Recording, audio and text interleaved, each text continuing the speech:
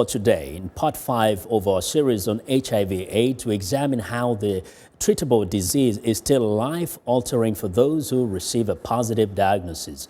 We bring you one Cambodian woman's struggle to overcome a life tragedy and her own HIV-positive diagnosis.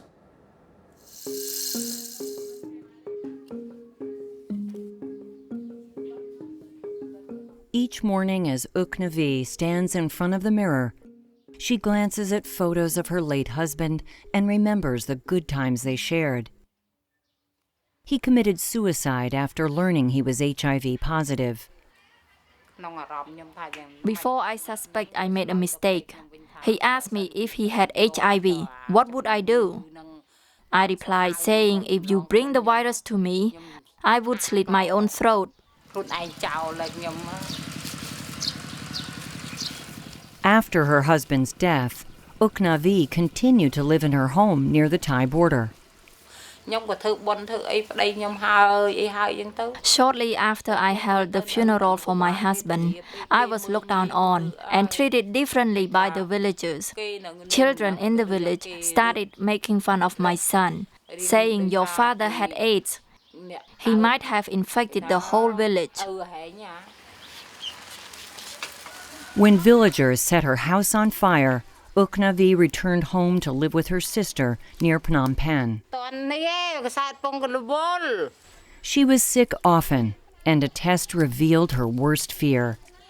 She was HIV positive. My only sister and cousin showed disgusting behavior toward me before we ate together.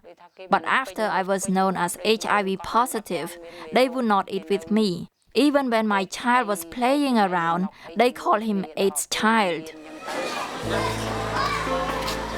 Cambodia offers free medication for the country's 70,000 people living with HIV. But many must move from the countryside to cities for treatment. Those with little means live in squalor. Almost 75% of them think they made such a big mistake in their lives that they discriminate and isolate themselves from society, and the serious cases end in suicide. Feeling desperate and alone, Uknavi contemplated following her husband and committing suicide. I felt so sick and skinny, and I no longer wanted to live. Then I thought of my son and took pity on him. So I strived to survive, just for him. Though Uknavi found the strength to keep living, life was not easy. Her sister could no longer help her. I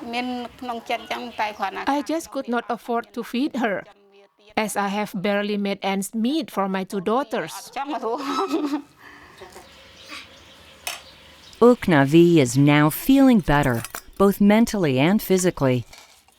She receives housing, food, and medicine from Place of Rescue, a Canadian organization that supports people living with HIV.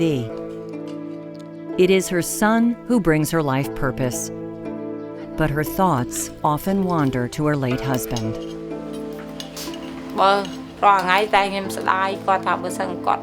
I feel anger and regret every day.